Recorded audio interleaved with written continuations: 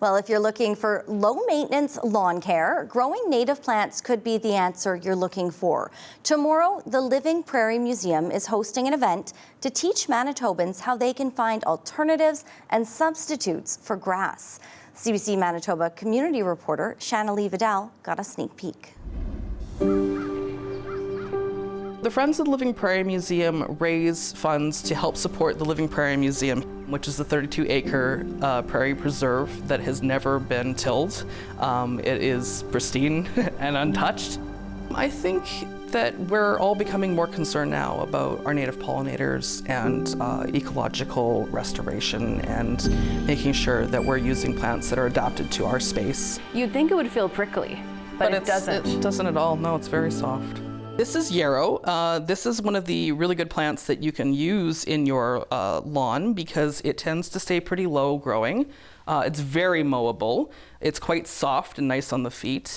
I want people who maybe aren't familiar with gardening with these plants or who think they're weedy or might be a little too aggressive to have an introduction to them and be able to envision a way that they can maybe stick a few of them in their lawn or just figure out some way that they can incorporate native plants into their space.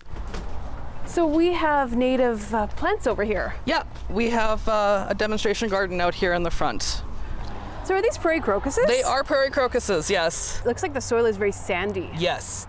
Lots of these plants can actually be mowed and they still look really attractive, or some of them grow so low that you don't need to mow them at all. The trick is that they really need a very dry, very well-drained space, and they don't want extra watering once they're established. They really just need what comes from the sky and no more. What kind of plants might be good for lawns? Anything that's kind of spreading, low-growing, or can tolerate the continued removal of plant material through mowing. There are some really nice flowering species that you can mow them and they'll stay quite short and then they'll just turn into a mat of really pretty little blossoms. Yeah, these are the pussy toes right here. And the green stuff is the new growth. And then the older, like, brownish leaves are the winter growth from last year. So yeah, I try to focus on those particular plants just to make sure that they would work well in a traditional lawn space. So this is three-flowered avens. This is a really nice low-growing plant that has tiny little flowers that are pink that the bumblebees really love. So Ash, it looks like we have a large plot with many things growing. What exactly is this space? So this is a multi-year project that we have here at the Living Prairie Museum for our seed plots, which is basically our garden space that we plant native prairie species out in, and then we harvest the seed to use around the city in various restorations. Those cute little pink flowers eventually turn into little pom-pom shaped seed heads they have little pink plumes on them.